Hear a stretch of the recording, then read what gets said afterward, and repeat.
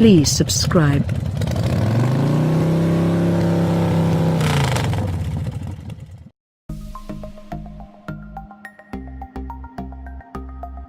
Demand for a full-size luxury sedan from Kia has been so high that all of 54 people purchased a new Kia K900 this year through February, at the rate of almost one a day.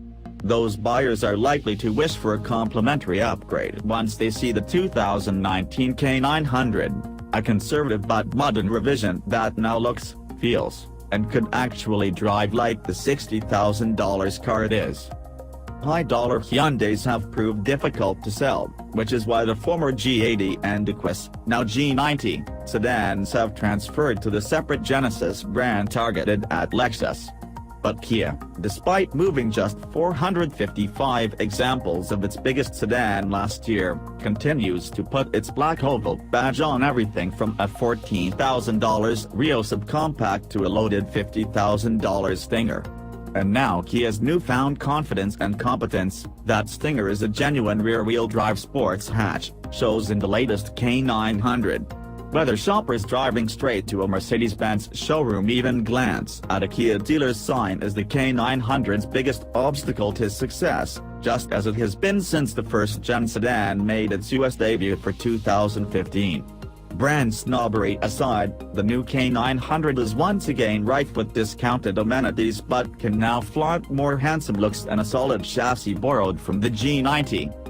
The previous K900 was strictly rear-wheel drive and offered an optional 420 horsepower 5.0-liter V8. The new car adopts the Stinger's twin-turbo 3.3-liter V6 and torque vectoring all-wheel drive as standard.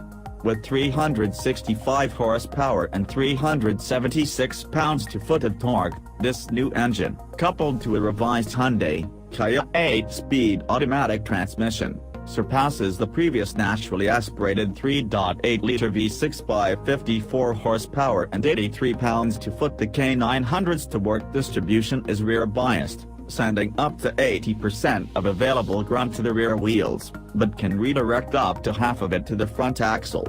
Kia claims the body is 33% stiffer. The automaker credits hot stamped metal parts, extra structural adhesive, and a new multi-link front suspension as measures intended to deliver better handling, which the original K900 needed far more than it needed brand provenance. While the softly contoured exterior isn't as dramatic as the Stinger's, its most exciting element, the grille, was inspired by water droplets hitting a pool. The K900's interior might turn heads. Oddly, the 4 outboard seats in a loaded cabin offer varying levels of adjustment, 20 ways for the driver, 12 for the front and left rear passengers, and 14 for the right rear passenger, but they're equally piped and lavishly stitched. That's expected in a luxury sedan, as are the real wood trim, the large head-up display, the 12.3-inch infotainment screen, and a second 12.3-inch digital instrument cluster. But the K900 packs its own tricks. The ambient lighting comes in custom Pantone shades and uses proximity sensors to brighten areas of the dash when the user reaches for a dial. Safety features include cyclist, vehicle, and pedestrian alerts when the K900 is parked and any one of the 4 doors is opened, a blind spot camera similar to Honda's Lane Watch that displays a live feed on the instrument cluster, and rear automated emergency braking that pairs with the cross-traffic radar sensors to prevent collisions when backing out of a parking space or driveway. Kia has also adapted automatic brake drying, a feature found on BMWs that lightly squeezes the rotors in the rain.